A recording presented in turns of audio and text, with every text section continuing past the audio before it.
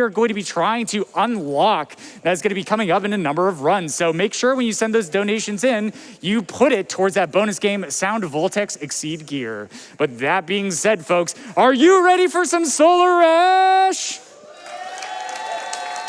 All right, take it away, bryonato.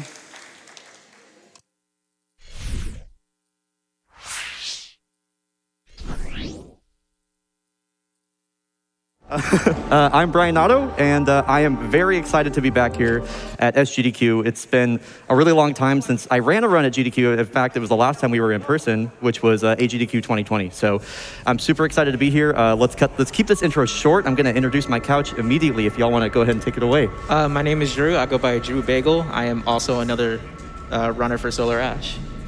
All right, I am Utsu. I run this game sometimes from time to time. Utsu's being coy. She's top 5. She's very good at the game. And then it's very special because we actually have someone else on the couch. Hi, I'm one of the environment artists from Solar Ash. I'm very happy to be here. So super sick.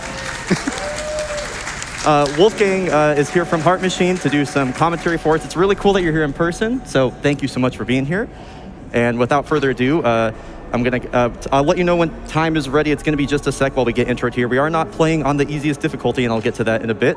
And I'll just give a little bit of preface on what's going to be going on in the game. So, Solar Ash is a 3D platformer that combines a lot of elements. I like to give the elevator pitch of like Celeste, Shadow of the Colossus, and Jet Set Radio Future. It's got a lot of really interesting platforming elements. It's got some really cool movement, and we'll get to see all of that all at once. The category we are running is True Ending Restricted. So True Ending, basically, there are 2 endings to the game, a good one and a bad one. We're running the good one. It's going to give us an additional mission and boss fight.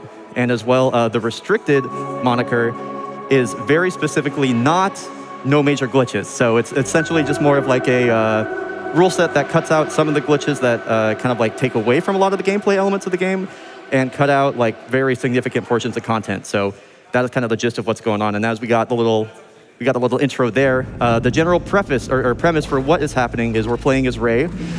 She is a void runner, and her people's planet is being pulled into this giant black hole known as the Ultra Void. And so we are we have special technology, and we're going in to try and figure out how to prevent that from happening. This game was made by Heart Machine, who you might know for being the developers of Hyper Light Drifter.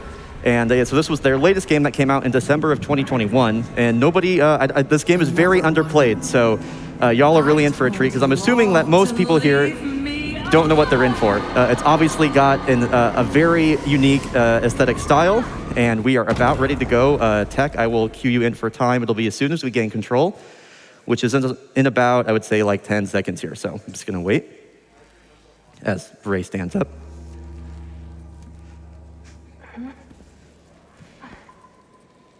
All right. 3, 2, 1, go. All right. So here we go with Solar Ash. So the main thing to keep in mind is that we have our entire movement kit right from the beginning. The movement in this game is very much based around our dash mechanic and the jumps that we use after it, and I'll get more into that as we go. Camera can be a little bit weird there, but we got it. And what's actually happening immediately is we're already skipping a 45-second cutscene. So this is a huge skip that we're doing right at the very start. This game gets going blisteringly fast, and I'm using my camera to control my gravity. And again, I'll touch on that a bit more. But the main thing to keep in mind with the movement in this game is that our ground friction is really, really low. We have these skates that we use, and we have it's very easy for us to preserve momentum over long periods of time. And you'll see me kind of dashing and skating and dashing and skating. And that's going to be kind of like a movement loop that we do over and over. Now, what we need to do is we need to clear out basically some anomalies that are in the area so that we can establish contact with our AI that's local here, that's going to basically tell us what to do and tell us where to go. So the kind of general gameplay loop is there are going to be multiple of these anomalies that we have to go to point and then clear them and move to the next one. And that'll be kind of the thing that we're doing in every single level. Now, because we skipped that intro cutscene immediately, it actually bugs out the boss that is present in this level. So I'm going to do a little bit of menuing here. I am now going to move the difficulty back to novice, and then I am going to quit to menu, and that will fix the boss, because if I do this whole level without doing that, it's actually going to soft lock the game. So I'm listening for an audio cue. There we go. Okay, and now I'm going to start moving backwards in the black screen. And these little blue things here, these are clouds. We're always going to be moving faster on clouds, and our dash comes off cooldown faster. on clouds. So generally speaking, anytime that we are able to be moving on clouds, I'm gonna go ahead and do that. Now, this is a nice little shortcut to get up top here. There's normally a different intended path you have to take, but if I get to this archway, which we will be revisiting many times throughout this run, I can do a little bit of weird camera manipulation, get up on the rock side here, and this gets us up here, saving about like a second. This whole mission is kind of like a tutorial, and so this part is introducing us to the fact that we have a grapple in this game. We're not going to be doing any sort of grapple slingshots or anything like that you might be familiar with my other speed game, Titanfall. But it is going to be more like a point-to-point grapple, and it's always indicated by that kind of three-pronged circle that will indicate it. We also have a bullet time mechanic that we will use to slow down time, and that will allow us to extend our grapple range. I'm going to do a slope boost here, which allows me to convert all of my vertical momentum into horizontal momentum to go a little fast right there. And this is our final anomaly that we have to get to right here. And this little goop that you see here, this black stuff, we just call it goop. And we're able to climb on it. And if we do a dash and jump on the goop, we do what's called a goop dash, which is found like day 0 by Utsu. It's very intuitive speed tech. So basically, after we clear out all the anomalies in every single area, we're going to be fighting a massive anomaly, or a boss. This one is Crater Ouroboros. This is very much the tutorial boss. He's just a big, long, Ouroboros. And this will kind of introduce what we can expect from most of the bosses, just in terms of how the phases work. So there's a little bit of RNG in the spawn points that we get for when we can actually get on the back of the tail here. But fortunately, it looks like we got good RNG here. So you see, there's a bunch of there's kind of a bony surface on the back, and there's also this black goop. So we want to always be skating on the bony surface. The black goop is going to halt all of our momentum and cause us to move really, really slow. So we just want to avoid that generally. And there's 3 phases to every boss, and after every single phase, the size of the platforms we can run on gets smaller. And on the 3rd phase, which is after this one, and this is actually godlike RNG, this is really good. On the 3rd phase, the goop turns super hot, and if we touch it, we will die instantly. So we're just going to go ahead and cruise through this last bit here. And this is pretty self-explanatory.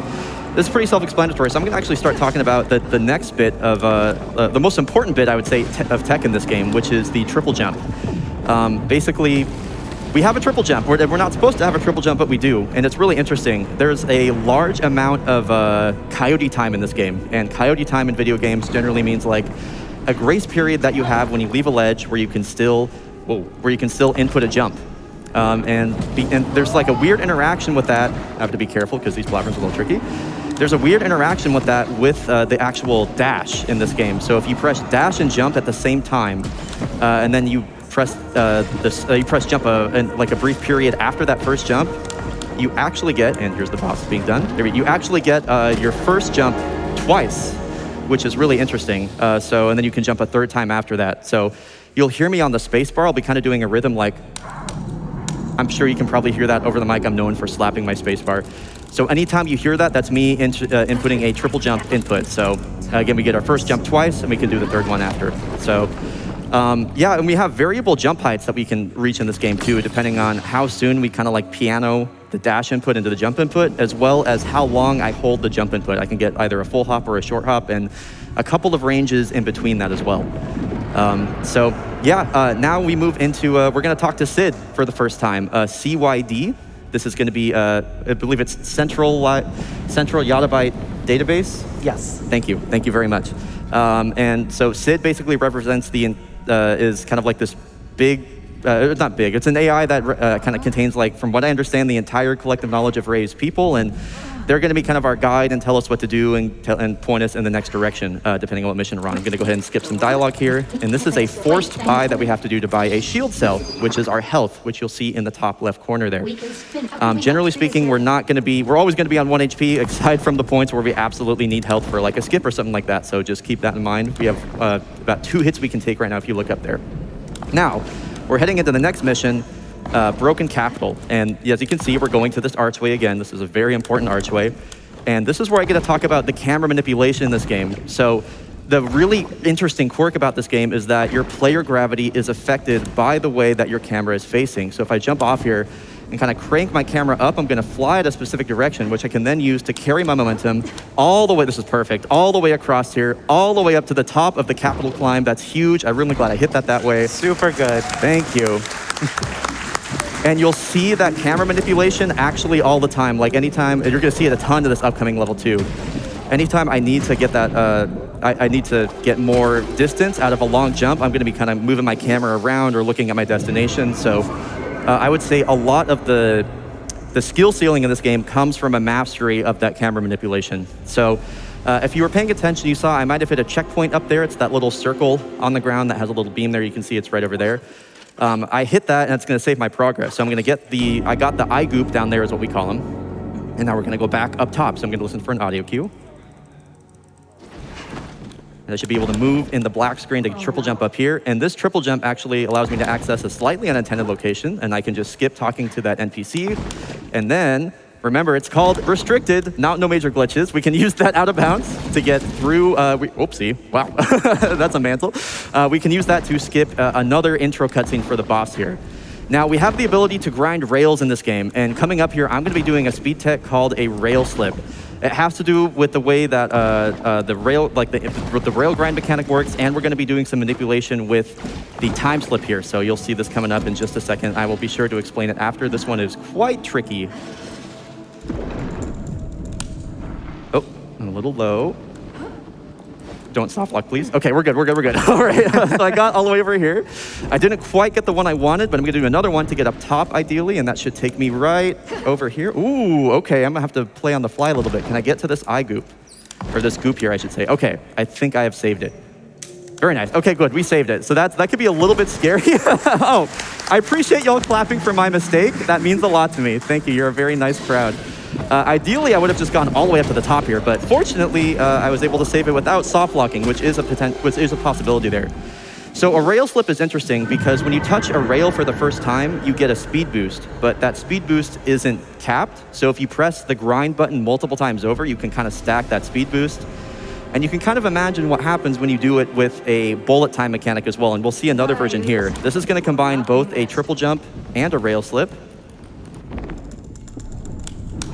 This might make it. And I have to do some gravity manipulation. There we go. I love this one. This one's so sick. This one's always so satisfying to watch. Yeah, there we go. Okay, I was a little nervous about that. The rail slip triple jump is a combination of both tech, and the timing for the triple jump is really hard because you're slowing down time, and that means the timing for your triple jump is also altered as well, so you have to kind of compensate for that. And now we're going to do another rail slip all the way around the corner here. So this level is just awesome. I love Broken Capital. Do some camera manipulation to get up here, hit the grapple point. Now this part's a little bit hard. I'm gonna try and get all the way up top without, okay. Almost got it. That's still pretty good though. I got all the way up to the very top here, or just at least almost at the top. A lot of levels have different, we call them like gravity bubbles that will kind of intersect. And depending on how you move through them when you're moving at these high speeds through the air, you can kind of get pulled down like you saw I was traveling upward and I got kind of jutted down there. It can really affect how you're able to move through. So that was a good, I'd call it like a third place medal for that launch. You got a bronze medal there, so it was all right. You can get all the way up to the top, but now here we are onto Forgotten Thresher. This is actually one of my favorite bosses. It's got a really pretty spectacle, and it's effectively, I would say this is the first real boss of the game. It's kind of like Ouroboros hard mode. And I think Bagel, you would agree that the third phase of this boss is actually one of the scariest in the entire game, despite being only the second one in the game. Yeah, it definitely is. Easily. So, to get over there, we're going to do a little bit of another trick on the rail here. Call it a party. I'll explain it later. And if I can, I'm going to get some gravity manipulation to... Oh, just barely missed it. You saw the icon. Whoa! He dropped a bomb on me. What are you doing? You saw the icon appear just for a split second there. Just barely missed that. So now that's actually a little scary because the way that this boss kind of maneuvers through the city is not like a set pattern. And so if you kind of get off cycle with that and you get kind of a weird pattern, the final phase here can be really, really confusing. Or not confusing, but really, really tricky, I should say. And just as a reminder, with the grapple mechanic here, you'll see me entering the time slowdown before any grapple. That does extend our grapple range, just in case you missed that earlier, or I forgot to say it. I'm not really sure. So now we're moving on to the second phase, and I would say if we have time for two donations just to get started here while we wait for the third phase here. All right, sounds good, Bry. Well, we can start off with a $1,000 donation. Wow. All right. From the Strange Pie that says, Oh. best of luck on the run, bryonato. Hell yeah, I love the Strange Pie. Thank you, Pie. Appreciate you. Can I? And then we also have a $25 from Emerald that says Hey. $5 train X5 for Sound Voltex, which indeed is our bonus game, which we are sitting at 33,000 raised of 200,000. So keep those donations coming in, folks. All right, and so here we are into the final phase. This is the scary part. I'm also on 1 HP, so I gotta be really, really careful. Again, that's indicated in the top left corner. Now, like I mentioned, Thresher moves through the city in kind of a random, uh-oh, I'm gonna die. Oh. Yeah, so that's fine. So unfortunately, you have to restart the entire third phase, but we just started the third phase, so really if there was any time for me to die, that's probably the best one. So yeah, I was a little bit off with my triple jump timing there, and again, we're just right back here, so that's a pretty little amount of time lost. So I was saying, the way that the Thresher moves through the city can be a little bit random. And so we want to make sure that, or we're gonna have to be careful on these next few parts of this third phase so that we don't die, because as you can see, if I touch that, I die immediately. And it looks like we're gonna be okay. Sometimes this tentacle on my left can kind of overlap with the top, but nope, I'm gonna set up this grapple so I go in the correct direction. Also, I love the music that plays on the third phase for every single one of these bosses. It's the same track for every one, and it sounds so good. I'm gonna focus here. These platforms might look a little bigger, but they feel a lot smaller in the moment. There we go, and we're home free now. Here we go. Thresher's done. All right. Nice. Oh, thank you, thank you. And yeah, now we have time for a few more donations. Covert, if you got some. Yeah, oh, we have so much love coming in from the community, Bri. It's awesome to see. Starting off with $50 from Nito Burrito. Hey.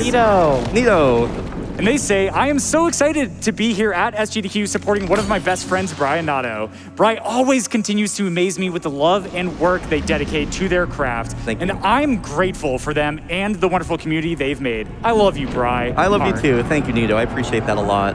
Thank you so much. We've got time for one quick one. Okay, one quick one. Sounds good. Well, we have $25 from Polaire that says, making some Heart Machine history. I'd bless this run with your Dragon Channel points if I could. Best of luck, Brian. Thank you so much, Polaire. Appreciate you. All right, so basically anytime that we talk to Sid in a different area, they will give us the ability to fast travel. So that's going to be super important to some of our routing later on, and it's also going to allow us to fast travel back to Crater so we can start the next area, which is Iron Root Basin. So I'm going to bring up the map menu and then fast travel here. I will hold a direction, which allows me to move as soon as we go out. And the intro to Iron Root Basin is going to be kind of similar, actually, to how we entered Broken Capital. So we're going to be using some camera manipulation to be able to run up the side of this cliff face if we can get up high enough. So this can be a little tricky getting up here. We have to get to this kind of ledge here. I use this as a visual cue right here, this little flick in the texture, I guess you can say. Get on the tree, and then we're going to do triple jump. And then we have to go up the side of this cliff. And as you can see, it's a little weird. I'm going to dash over, and this tree doesn't have any collision on the top, so I can just kind of flip off of it. And if I land here right, I can get a slight slope boost. Not really, that's fine. And it's a pretty short hop, skip, and a jump over to the first area. And I got to collect this here. Here we go, cool. And I'll come back into play later, which I'll explain. I really enjoy how this level is routed, because the way that we're going to do it is, I believe, kind of like the reverse of how you're actually supposed to go through here. So this big building that we're going to right now is effectively you have to open like 3 keys to get here. But because we have a triple jump, we can do all of this unintended platforming. We're able to get here first, and it actually just works out really nicely because effectively we're going to climb a short tower after this, and then that was close. And we're going to kind of descend down a big hill as we go through the level. So I really enjoy how this level is routed. So, and you might notice that this cutscene's a little bit weird for this boss introduction. And that is because we glitched out the intro cutscene for the boss. Every single area has one of those, and so he never got to have his she never got to have her introduction, and so she's just kind of chilling over there somewhere. And so we're going to have to quit to menu to fix that as well, and that's one of the last ones we have to do. So I'm going to triple jump from the clouds to preserve my cloud momentum all the way up the staircase. Grapple here, and this is a fun little route. I'm going to do a triple jump onto the bridge here, dash up, and then this is a little awkward, so I'm going to try and get a goop dash here, mantle. Try and slow down my momentum so I can get around this kind of hairpin corner easier. There we go, cool. I like that route a lot. Feels very good, feels very clean. And so after this one, I'm going to be doing another slope boost. I mentioned this briefly at the very beginning of the run, but basically anytime we're falling and we hit a slanted surface, we can convert our vertical momentum into our horizontal. And the slopes don't have to be that steep. So as you can see, this one's pretty mild. And I'm just going to dash off here, And because I have such low ground friction thanks to my skates, I can preserve basically all this momentum with very little effort. It's very cool. So I'm gonna take that momentum, come over here, triple jump around this corner so I can skip the mantle maybe. Nice. And I have to be careful of this guy's hitbox because he can be quite tricky. There we go. All right. And so again, this is kind of the gameplay loop where we're going to each, there's about like, I think in every single area, there's about 4 to 6 of these like eye goops as we call them. And so we got one more after this. You can kind of see how we're just going down this gradual hill as I turn the corner for this next one. Turn around. Right.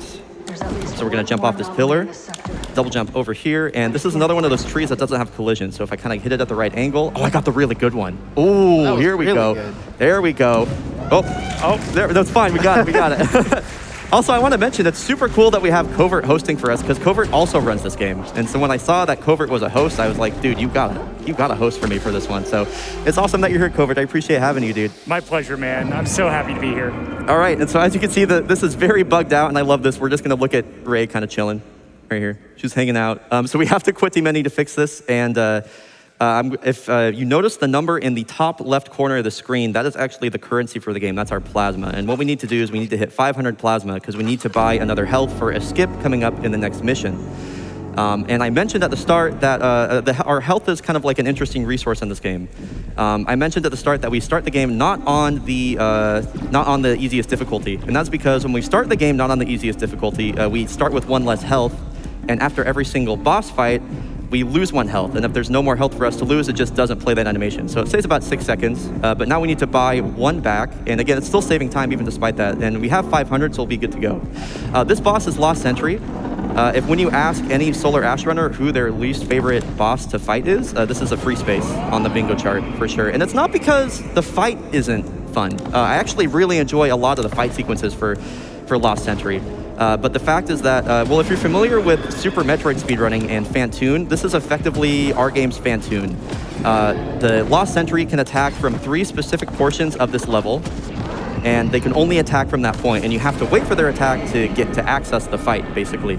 And so how they move between these phases can either be like, a slow cycle, a mid cycle, or a fast cycle.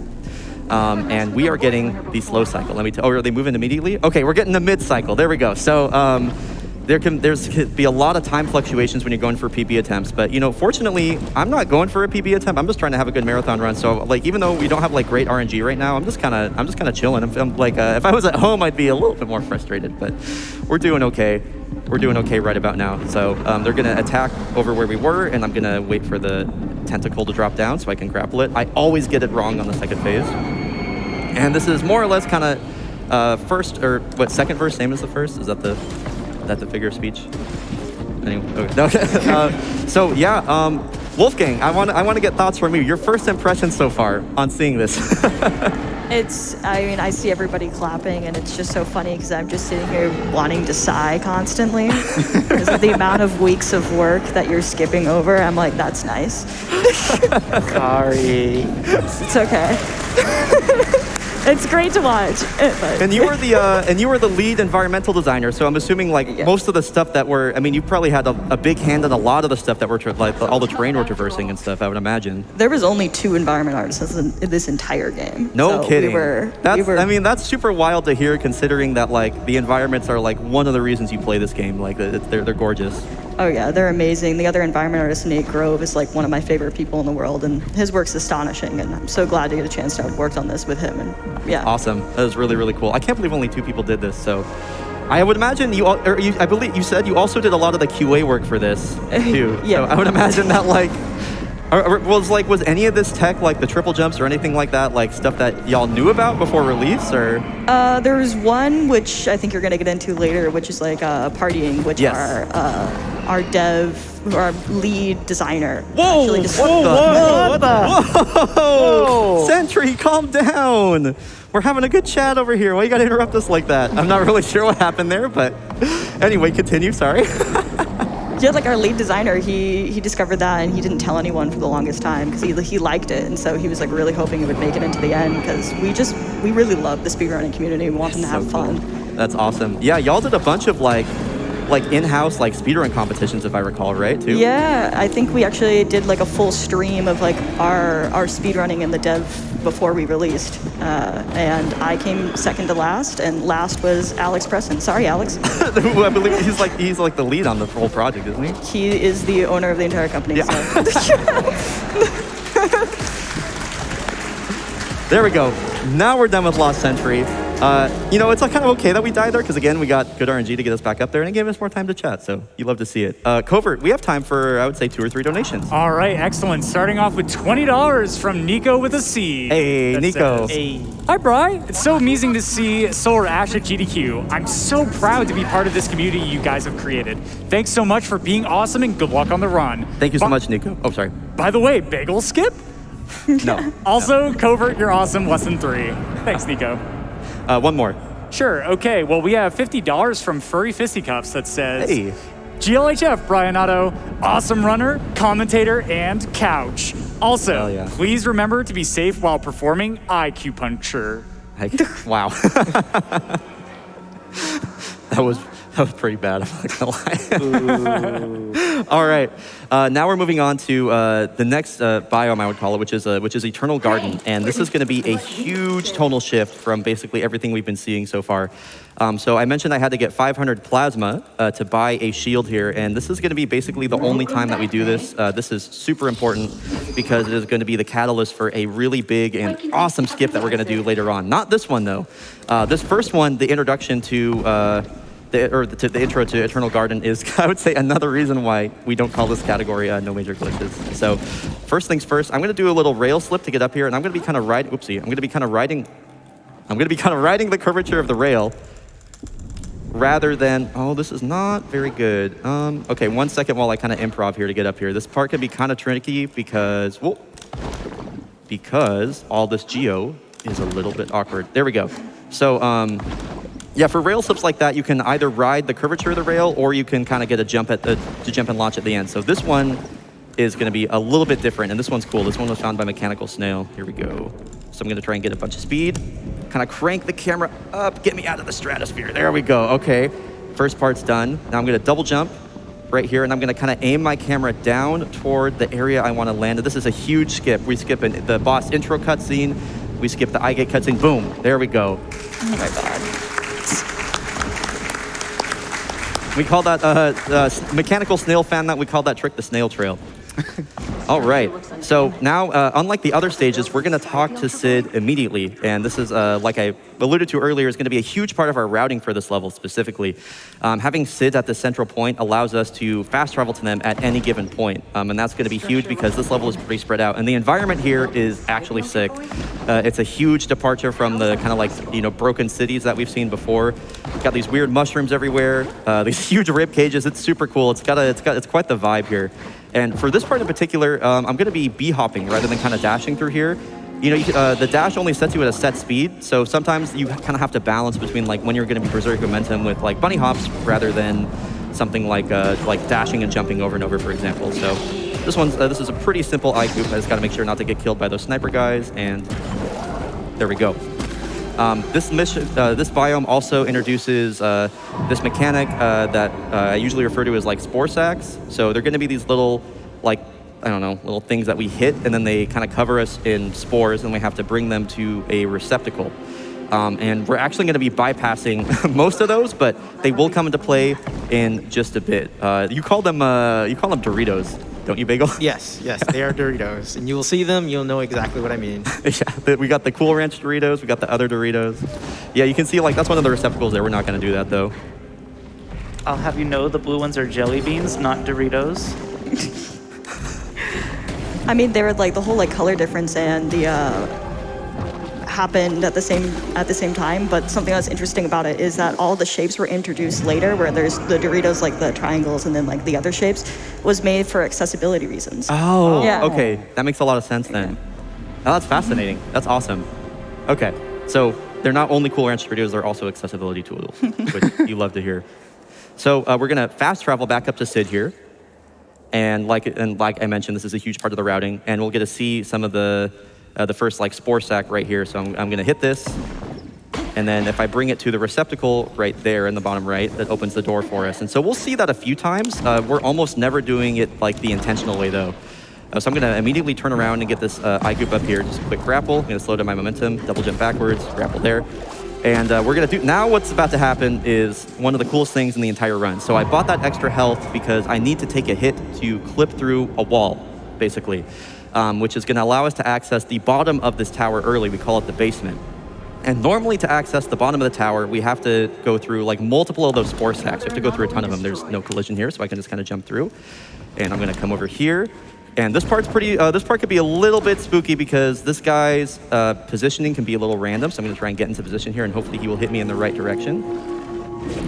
First try. Oh, I didn't even go through. Okay, so this is gonna be a little bit of improv here. Now if I can hopefully, I'm gonna try and like manipulate him. So I need to get him into the center. This part's really hard, but it saves like upwards of a minute. So if I can get him over here, I should be able to do this. I was just out of his range for him to hit me through. So now we're just kind of waiting. He's gonna waddle over here. Come on, buddy. There we go. Here, come on, this has to be it, right? There we go. Okay, second try, I'll take that. That could be, thank you so much. So now we're through the door. If I double jump at the right time, I can land on this mushroom. There we go. And there, it's kind of interesting, the collision right here, there's none of it. So we can just go straight through the wall, and that allows us to access the basement like super duper early. It's really quite fascinating, actually. This skip went through a lot of iterations. I have to do a kind of a tough backup here. Bear with me for a second.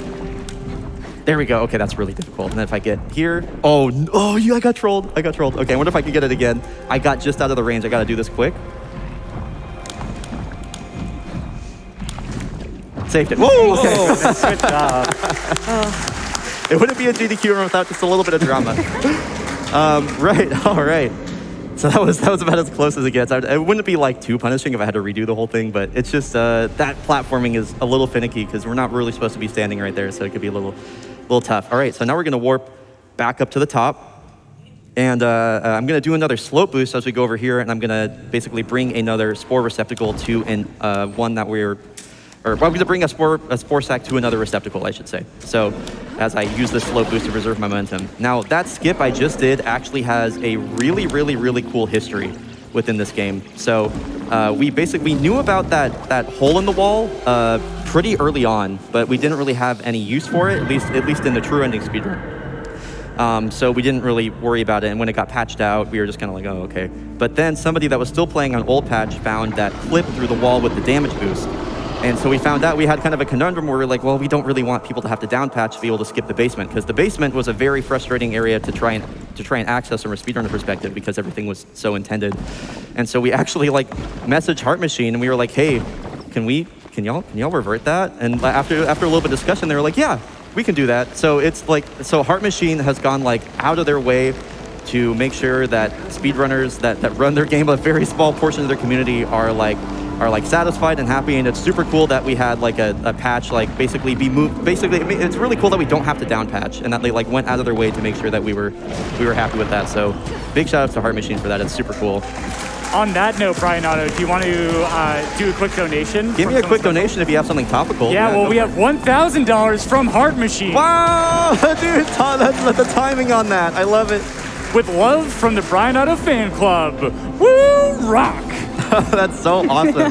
Thank you, Heart Machine, for the donation. But seriously, y'all, they have been so good to us. Like, it's been amazing. And there's even more stuff I can talk about later with that too. But thank you so much, Heart Machine, for the donation and for sending Wolfgang here and all that stuff. It's really, really cool. So this boss, Withered Eye, probably my least favorite boss to fight personally.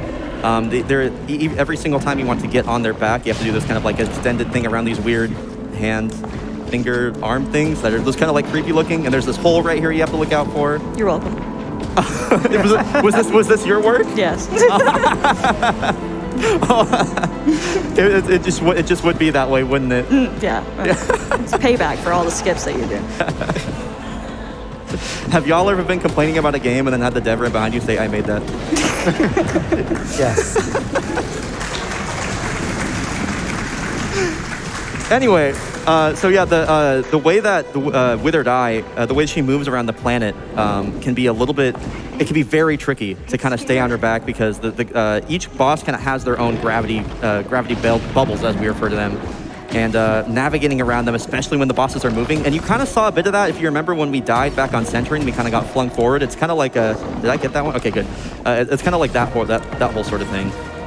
And so here we are. We're at the we're kind of on the third phase here. So if you got a donation, Covert, or if you got a few donations, oh, here we go. See, I got flung right there. Let's see if I can keep this momentum. There we go. If you got a few donations, Covert, go for it. Oh yeah, and just a quick update. We are just about $40,000 away from the 1 million mark. Isn't that incredible, audience? Wow. Yeah, that would be that's sick, dude. Let's go, Twitch chat. And that being said, we have a $5 donation from Please that says, $5 train, let's go. go. Solar Ash looks super gorgeous. Love this run so far. Me too. We also have a $5 donation from Demonic Robots. Hey, Demonic. Continuing that $5 donation train. They say, there's a reason that Bry is so often seen at GDQ, and that is because they are such an amazing commentator and runner. Congrats, Bry, and I know you're gonna absolutely slay this run. Thank you so much. I would say one, maybe two more. Okay, sure. We have $100 from Huggy that says, beautiful game. I'm glad this is being run at GDQ, sending lots of good vibes to both the runners and makers, especially to you, Wolf Heart. That's my DM. I love that. That's great. One more quick point, Covert. Yeah, sure. We have $5 from the professor that says, train time, choo choo. All right, so now we're moving on to the next section here. This is going to be my personal favorite biome in the whole game, Mirror Sea, and it's also one of the most difficult in the whole game as well. It just kind of works out that way, I guess. So we're going to fast travel back to Iron Root, and this is going to be how we access the biome, I should say. So I'm going to grapple as soon as I get over here, and I'm going to try and get to the clouds quickly, because again, we move faster on clouds than we do on ground, and our dash comes back faster too. Convert that momentum all the way up here. Little grapple. And so this skip coming up here is actually really pretty simple. It's one of the earliest skips that we have. Basically every single biome or new area is gated by this huge gate that has a cutscene attached with it. But if we just kind of triple jump here and then crank our camera upward, we will get stick to gravity on the other side, and that allows us to continue into Mirror Sea. So this area is gorgeous. I really, really love the environmental design here. It's got some really cool skips and a lot of rails, which we'll see. Anytime that I am pressing the rail grind button quickly while on a rail, you'll see Ray kind of flinging her hands up in the air like, woo, so fun. And we call that partying. So that's the specific name for that trick, because it looks like Ray is having a party. Here's a really difficult jump here. If I don't make it, I got to back up. Oh, I made it. Nice.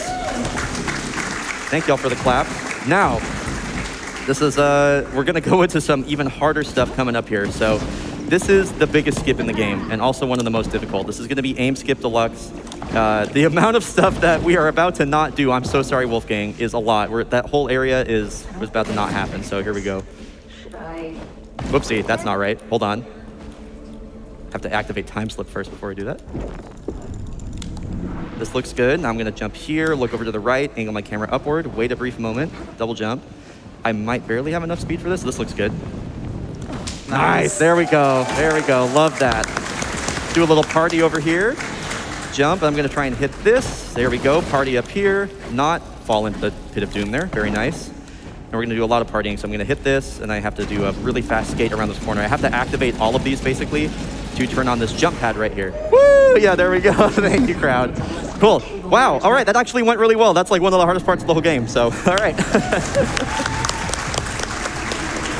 All right, that felt really good. Yeah, that big triple jump up to that like ship and the Aim Skip Deluxe, super hard. So again, we're gonna talk to Sid immediately. And I should note, as soon as we get done with that activation thing, we can warp to Sid, even though we haven't talked to them yet, and that allows us to skip the dialogue with Sid. I don't think I explained that yet. So this is Mirror Sea. It is flipping awesome. I love this place, and it introduces this mechanic that we call toxic.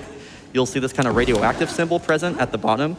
Anytime that symbol is green, it means that kind of like the toxic is charging up. And when that turns red, we can't touch this green water at any point. Otherwise, we will die instantly, no matter what our health level is. So I'm gonna take a little slope boost here.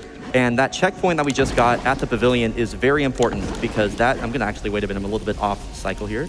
That checkpoint that we got is really important because that's gonna allow us to do a ton of really cool warps to get back there. So as you can see, this eye goop over here, we call this red tower, is kind of out of the way. Let me focus for a sec here while I try and get this. I got the party, jump, and then hopefully, did I get them both? Nice, okay, now I can get this momentum to carry it all the way around. And fortunately, we have low ground friction, so I can kind of skate around. And we go around again, get this guy, time slip grapple, jump, there we go, cool. And so now that this is done, what I'm actually gonna do is I'm gonna take an intentional death to warp all the way back to the pavilion. It actually looks really cool. Normally in a PB attempt, I would quit to menu because like most other modern PC games, we don't time load screens, but it's faster RTA in this instance just to take the death here. So you'll see the toxic charge up, and then we're gonna warp all the way back over there.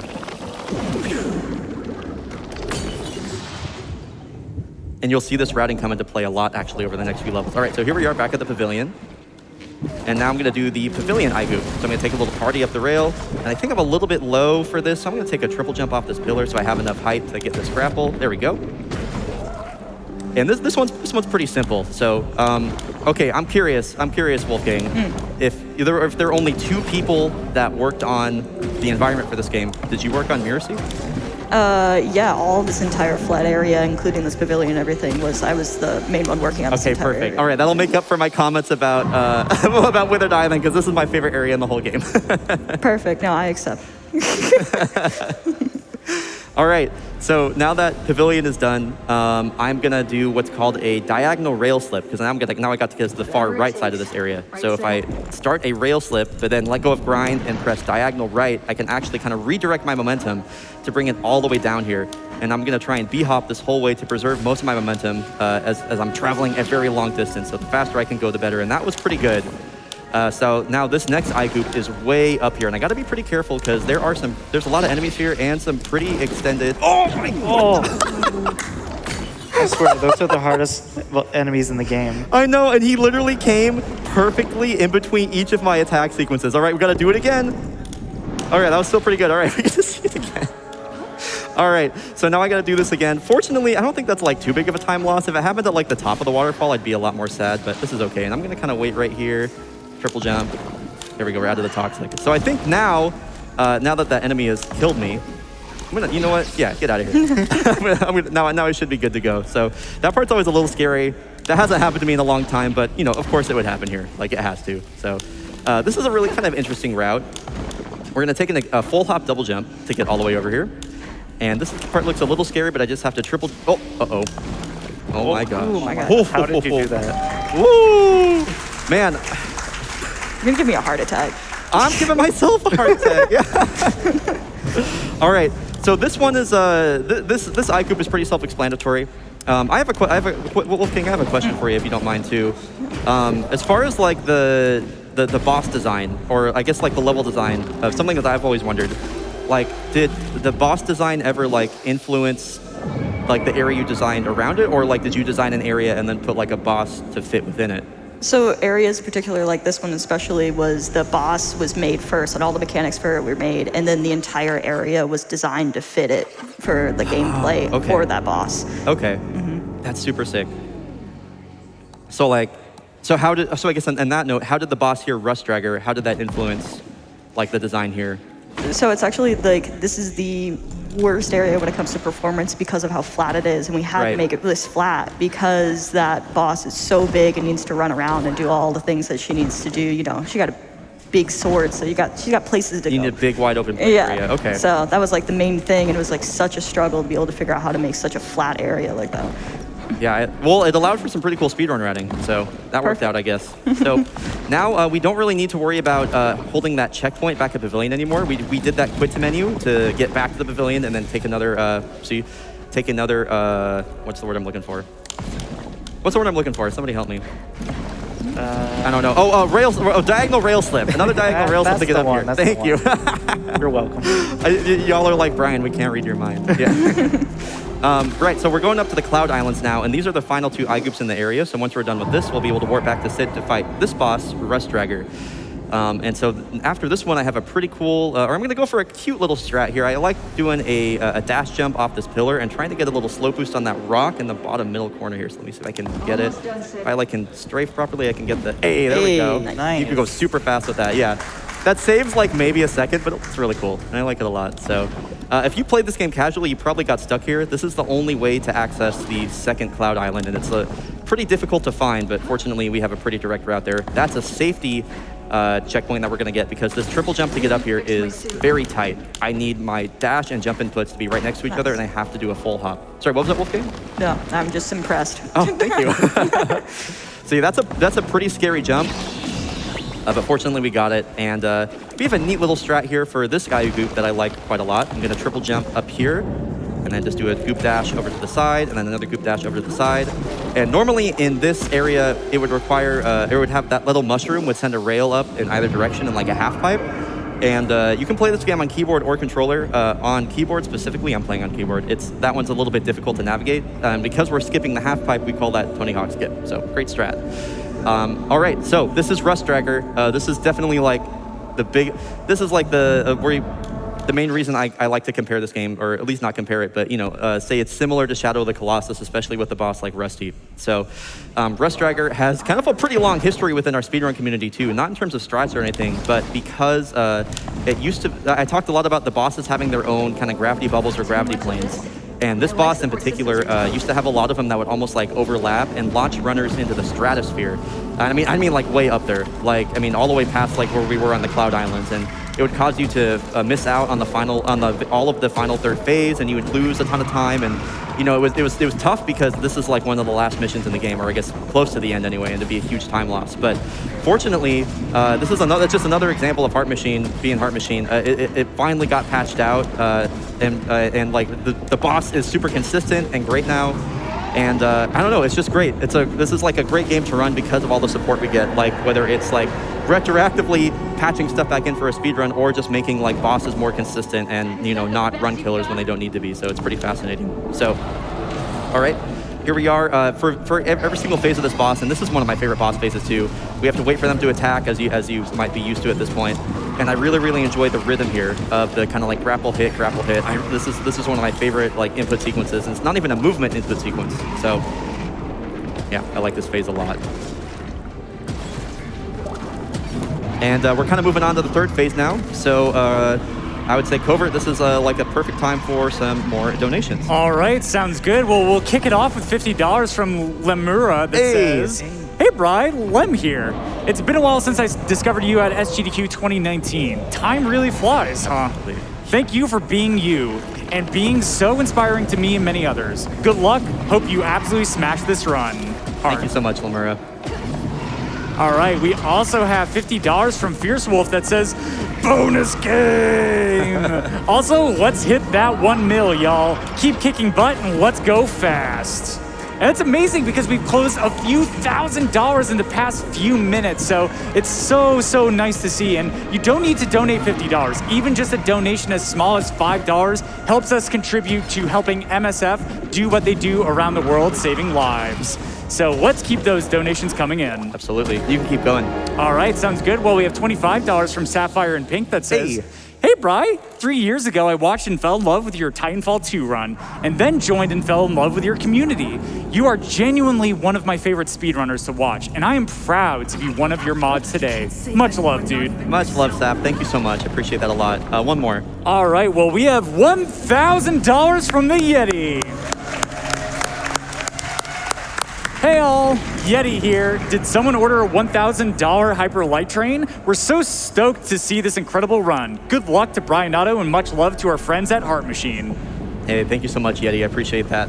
All right, so we are moving on to the penultimate level of the game. Illuminous, is it Illuminous or Luminous? Luminous. Luminous. Yeah. Okay. Oh, geez. All right. All right. Come on. Luminous Peak is. I really should know the name because it's my favorite level to speedrun. This was my favorite level casually. Luminous Peak is my favorite level to run. It's got some really fascinating routing through here, which I'm excited to show off, and it's also terrifying and very difficult. So I guess you'll see when we get there. Actually, accessing Luminous Peak, we're going to be using our old friend, the Archway, here once again. Oh, that's a little weird. So the opening area crater is actually very close to the world location of Luminous Peak. So if I get up on here just like the same way I did before, I'm gonna head over, and let me wait for these. So this is really, am I going to fall? No, there we go. The gravity here is super weird, so if I mantle, I kind of have to wait to, third try? Okay, it'll be third try after this. I have to kind of wait for the gravity to almost kind of balance out so I can get up there, so it gets a little It gets a little tricky if I don't get the perfect stand up top. So this is still saving time, though, even with these retries, as you'll see. Can you, Ray, cut me some slack, please? You might as well just do bagel peek at this point. No, I will not do bagel peek. I will this not point, do that. you have to. No, I don't. I don't have to do anything. You can't tell me what to do. I'm gonna do the strat that I like. Are you? Nice. Yeah. Whoa, okay. With style. There we go. Okay. All right. So I guess now we're so. falling. Now we're okay. Now this is the crater to peak trick. There we go. Okay. So now we're all the way over to peak, and that just skipped a significant amount of stuff. We're already like I would say like a fifth of the way into the level 2. Please give me the grapple. Please give me the grapple. Okay. I'm gonna try again. All right. I guess this is my punishment for not doing bagel peak, huh? Yes. Please give me the Yes, grapple. Please give me yes. the grapple. Please give me the grapple. Oh, I had it. I had it too. Too fast. Okay. All right. Here we go again. Okay. Please give me the grapple. Please give me the grapple. Please give me the grapple. Please give me the grapple. There we go. All right. That's not that hard. I promise that is not that hard. Very big skip we're gonna do here called, that's a red door skip. By doing a triple jump kind of into that wall, it gives us a nice little vertical boost that allows us to get up there pretty nicely. And so we're not supposed to bring this blue up to this receptacle this quickly, but so this is a nice little skip there. I'm gonna party up the rail, jump off, and then take a long grapple to get here. And I love, whoa, camera, hello. I love the input oh my goodness. I love the input sequences on this level. This level moves at a really nice pace. It's really hard, it's really high stakes, and it's like one of the last missions in the run. So I just really like the entire vibe here. I like that you kind of have the mushrooms from Eternal Garden and this kind of like different area with like all this lava, and it's very intimidating. That's our boss, Burning Hunter, which we'll be fighting later. And yeah, this is a very cool area. So I'm going to take this yellow receptacle here, and I'm going to party all the way down the rail, build up a lot of speed, ideally jump all the way over here, take a jump off of this, grab the red, kill that guy. Don't get killed by that guy again. That's not going to happen. Hopefully I grab the goop there. There we go. Goop dash over. And this red receptacle, or red spore, is actually going to last quite a long time. So I can come up here, get that checkpoint, which is very important, and then come back and bring it over here, which is where it belongs. And now I'll do a rail slip. And I should get the launch all the way over here. And this one could be a little bit tricky. There's the snipers along the outside, so I got to be pretty careful of those. There we go. Cool. We're good.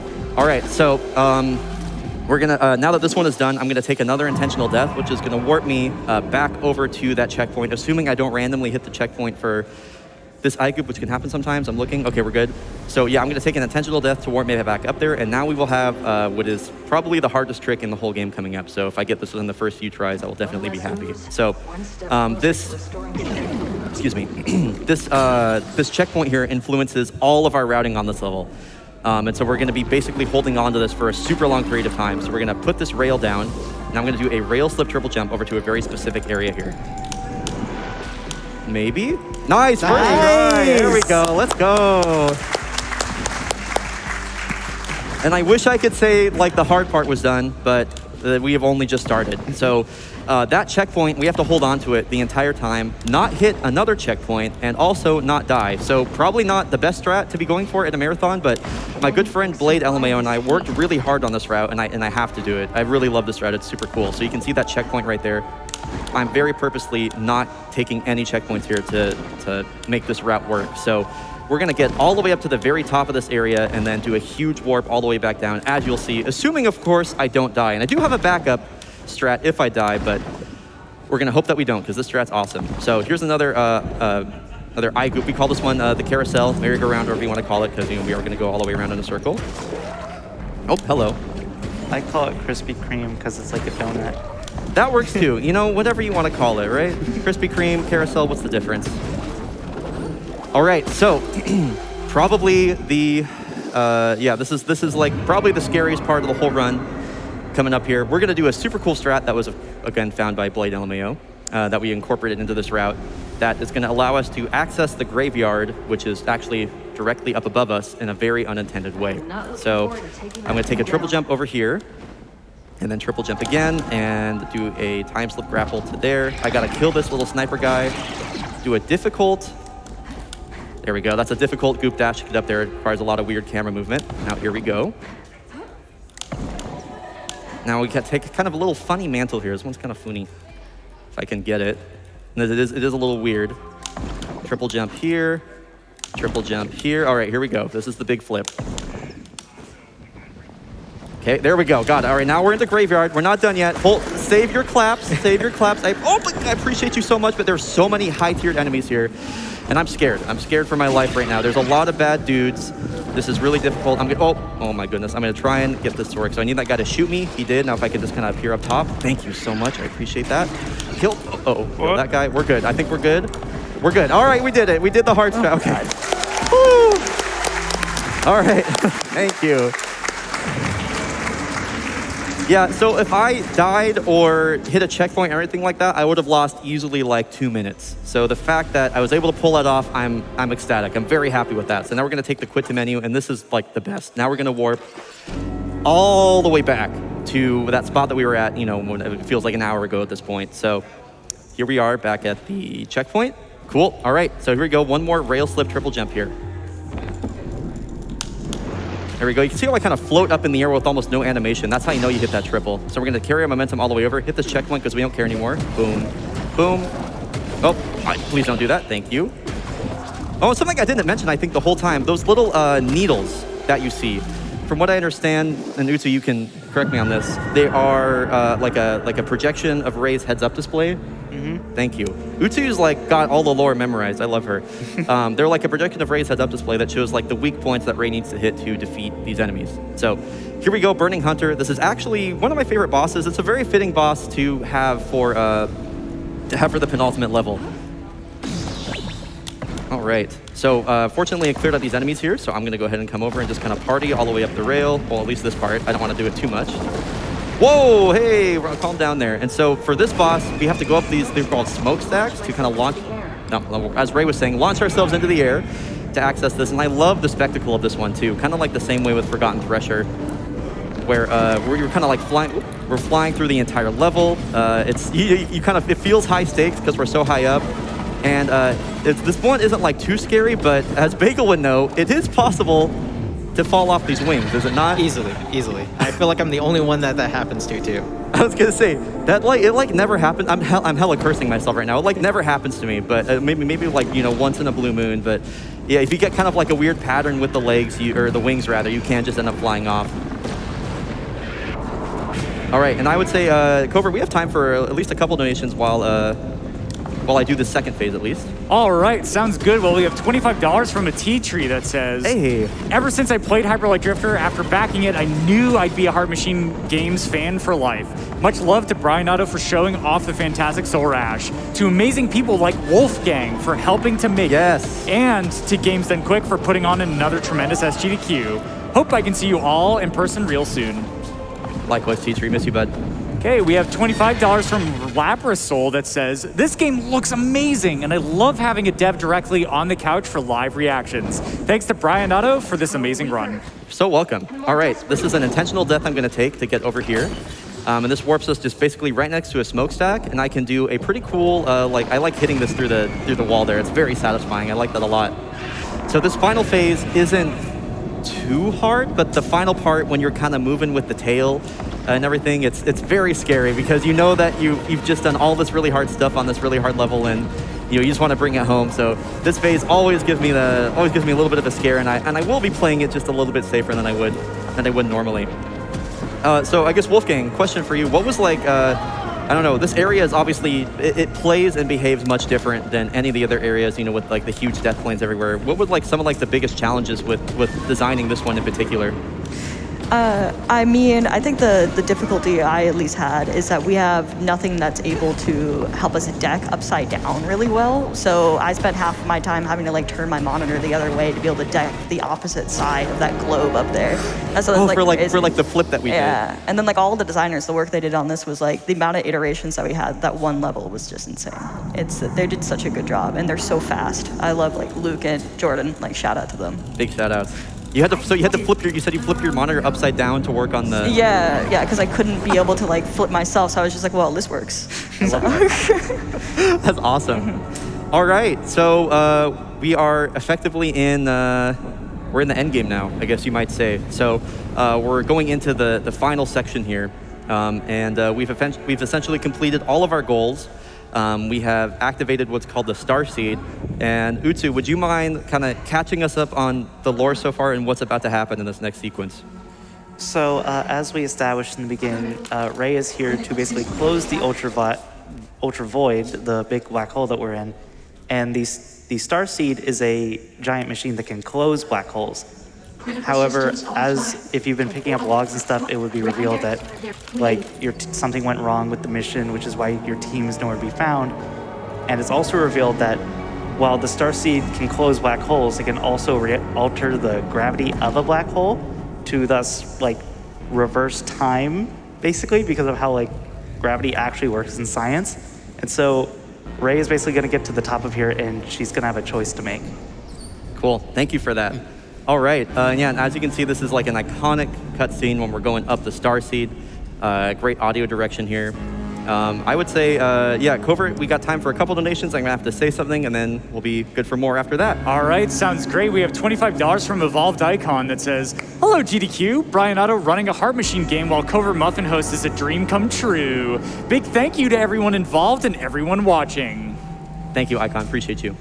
We also have $5 from Sly Dante that says, "Donating towards a run of one of my favorite games of last year. Thanks to bryonato for running Solar Ash and keep up the amazing work." Yeah, on that note, yeah, I just want to say this was one of the best games of last year. Easily the best speedrunning game that came out in 2021. Sorry, go ahead. No, absolutely, 100% agree. We also have $5 from Noah Runs that says, "Always love the rhythm games at GDQ. One ticket for the $5 train." And that being said, it looks like we currently have $35,000 raised out of the $200,000 required to unlock Sound Voltex Exceed gear. So if you would like to extend the marathon, keep those donations coming in. All right, so as you can see, our plan is kind of backfiring on us. It's not quite working out. That kind of deity that we've been talking to, this is kind of our final confrontation with her, Echo. And so basically we're gonna have to go through some dialogue here, and then we're effectively gonna be making a choice that it's gonna give us two choices. We either listen to Echo and destroy the Starseed, or ignore her and activate it. And for the good ending, so this is a scripted sequence, it's not quite the choice yet. I'm gonna go ahead and destroy the Starseed to activate the true good ending. So you'll see that coming up. Also, another small note too for this cutscene that's about to happen after this. It's a little disturbing. It's not super gory or anything like that, but it impacts you in the way that it was intended to. So just as a heads up, big shout out to Creeper Hunter, who came into my chat for when he was seeing this game for the first time, and he was like, "Oh, this seems like a really comfy cutscene." So shout out to that. Anyway, Covert, take it away. You're good for a few donations at least. All right, sounds great. Well, we still have a lot of love coming in, Bri, for this run. We have $50 from Gyroblade that says, "bryonato killing it on the commentary." And shout out to Heart Machine team for supporting the speedrunning scene. Hell yeah. We also have $25 from Dragon Jinx that says, "All these runs today have been awesome. Let's hit that 1 million today. Hype!" Hype. Hey. All right, we also have $10 from Kenny that says, "What a fantastic speedrun to watch. Solar Ash is one of my favorite games, and this has been amazing. Great job." Thank you. Keep it going, keep them going. Keep them going? All right, well, we also have $25 from Chubba that says, "That bonus game meter isn't moving fast enough. Come on, Twitch chat, let's go." Keep it going, this part's spooky, keep it going. Yeah, all right, $10 from X3 Haven that says, "Rhythm Gamers Unite. Let's meet the Sound Voltex and Stepmania modded showcase incentives." Indeed, let's do it. Hell yeah, thank you all so much for your donations. It's going to, Doctors Without Borders is one of my favorite causes out there, so I'm really happy we can be out here raising money for him. So, now that that's over, we are entering the end game sequence. This is the main difference between any percent and true ending. So now we are playing as Echo. And Echo is kind of interesting because her gravity is quite a bit lower than Ray, and it will allow us to do some kind of different platforming. So you'll notice this is pretty similar to the beginning of the game. So if we take a triple jump over here and kind of swing out wide onto this tree, we can then do a triple jump up to the top of this tower, and then another triple jump up here, and these are all because of Echo's lower gravity. Now I love this jump right here. I'm gonna wait a second. This is really cool. This skips talking to Sid for the last time, and I believe another cutscene, and you just get this really cool overlooking vista for this, and the music swells. Such a sick way. We're gonna time our double jump so we get maximum distance from that.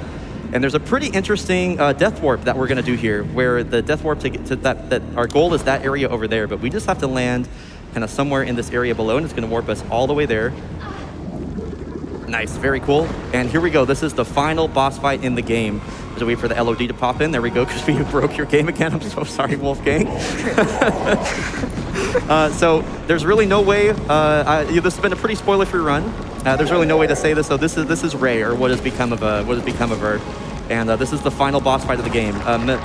Mechanically, it's not too bad, but some of the gravity here can be a little bit tricky to navigate around. So generally speaking, I play this area pretty slow and methodical because unlike in the other boss phases, every single boss phase has this supercharged, superheated goop.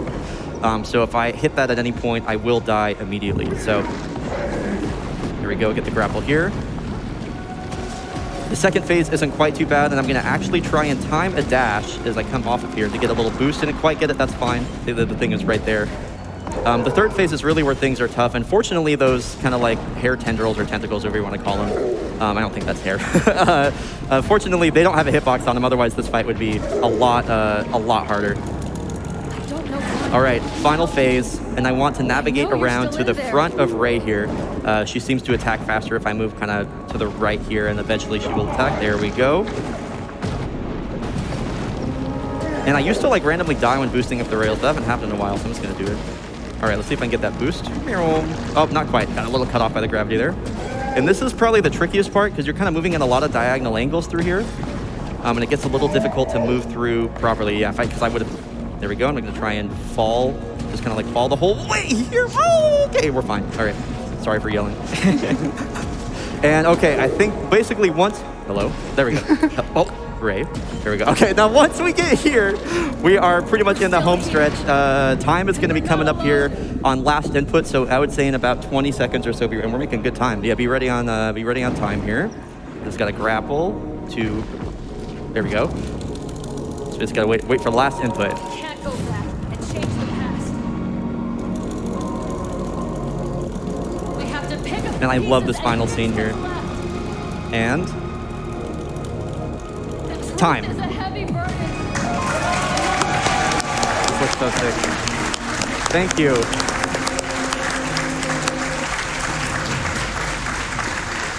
Oh, I love that. Thank you all so much. Well, we got a big turnout for this too. I appreciate y'all so much for being here. Yeah, this was Solar Ash True Ending Restricted. Thank you guys so much for watching. I want to give a huge shout out to my couch, Bagel, who just put out an exquisite, the reviews are in, an exquisite tutorial series if you want to get into this game. Utsu, thank you so much for being a part of it. I really appreciate having you as a friend. And Wolfgang, thank you so much for coming all the way out here. Like, it was so cool having you here, hearing your reactions, getting like this the fascinating insight. I appreciate you a lot. No, I'm so happy to be here, and Heart Machine will always support this community. That's so sick to hear. Thank you. Thank you so much. If y'all want to get into Solar Ash speedrunning, just like anywhere else, our community is centered around both our speedrun.com page and our Discord. That is speedrun.com/solar_ash. From there, you can access our whole community, access the tutorial series. This game needs more runners. If you can believe it, there's not a lot of people running this game, despite it being as good as it is. And if you'd like to follow me, you could find me at twitch.tv/bryonato. I'm actually at bryonato on all platforms. I'm making TikToks and everything like that, and I really appreciate everybody for being here. And this is such a nice way to go out too. This True Ending is the reason that I run this game. Yeah, again, thank y'all so much. And I don't know, who is this? Mr. Krabs? What Mr. Krabs doing in this game? Flying a spaceship? I don't know. Anyway, all right, well, that's it. That's all I got. Thank you all so much, and enjoy the rest of SGDQ 2022. All right, well, thank you, bryonato. Let's hear it one more time for bryonato, everyone. That being said, we'll be back in a bit as we listen to some messages from our sponsors.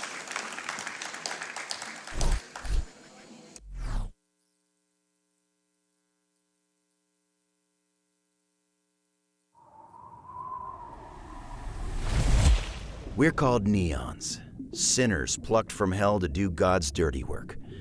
but I'm finding it hard to believe we're in heaven.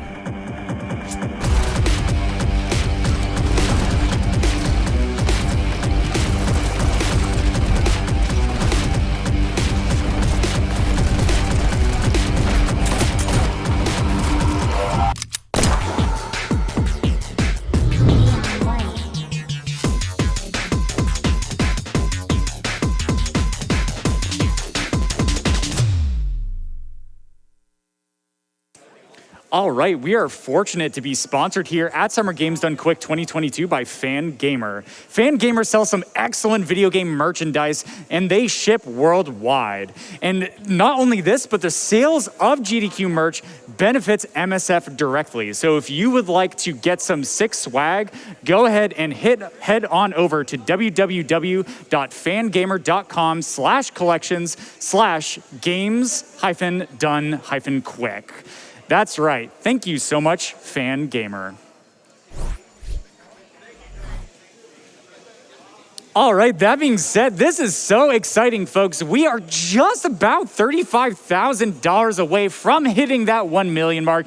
I am so hyped, and thank you so much for all of those donations you have been sending in. Starting off, we have $20 from Froglick that says, gotta see that Blade Wolf DLC. Well, guess what? Thanks to all of your generous contributions, indeed, we have unlocked that Metal Gear Rising Revengeance Blade Wolf DLC run. Yes. But that being said, we still have some excellent things to unlock, especially the bonus game coming up, Sound Voltex Exceed Gear. If you have never seen this speedrun done before, oh my goodness, you are in for a treat. That's right, high octane, fast-paced movement, and it is just such a delight to see and very, very impressive. All right, that being said, though, we are going to go ahead and see what excellent prizes we have to offer you here at Summer Games Done Quick 2022. Well, thank you, Muffin, and hello, everyone. Welcome back to Summer Games Done Quick 2022. My name is Sent. I'm joined here by the always wonderful Frozen Flygon. And before we get to the prizes, Frozen, there's something we need to discuss. Your bow-based reign of terror ends now. On guard. Uh-oh. Okay, we have been bested. Let us call a truce for the moment. I think Greta wins. Yeah. Greta definitely wins. And this is, of course, Greta from MSF. Greta, thank you so much for joining us, being a part of another prize segment. Awesome to have you here. Of course.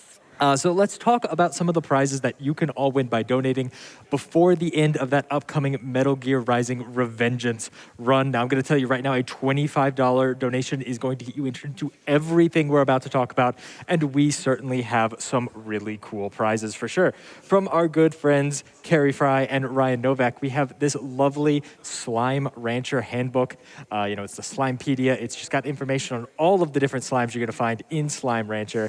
It's got a beautiful cover. I mean, look at that. It's so shiny. The artwork inside is absolutely fantastic. As I open to a random page that doesn't actually have some slime artwork for you. I have chosen poorly. Oh.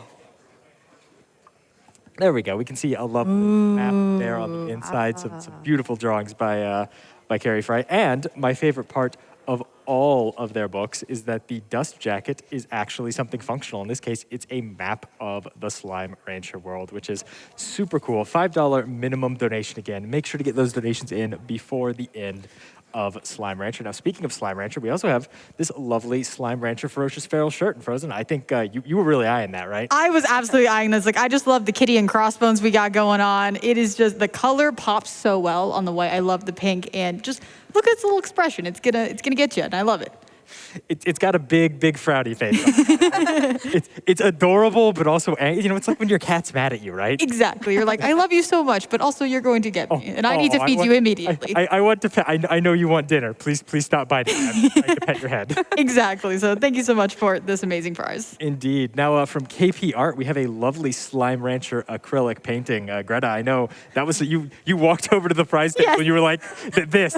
I want to talk about this. It's absolutely stunning. This time, Slime Rancher acrylic painting from KP Art. This is a $10 donation. It is absolutely stunning. These beautiful colors. It just stands out. I mean, that pink, that orange, like look how beautiful that artwork is, that design. It's just absolutely gorgeous. It really is. And it's such a cute game, and they did a great job of expressing the cuteness like in that painting itself. Yeah, For sure, and I mean, you know, it's one of a kind, right? It's acrylic on canvas. That's a hand-painted piece of art there.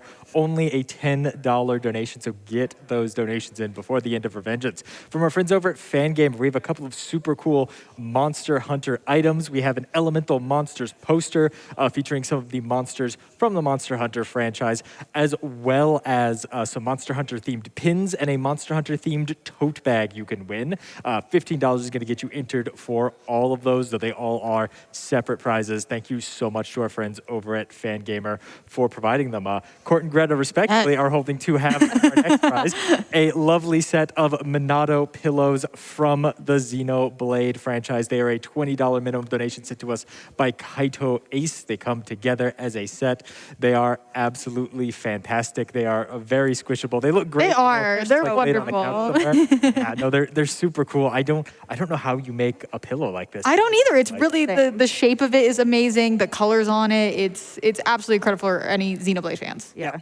Got all of the detail you could want. $20 minimum donation. Make sure to get those donations in. From our good friend Ihuatzen, we have a set of Monster Hunter charms.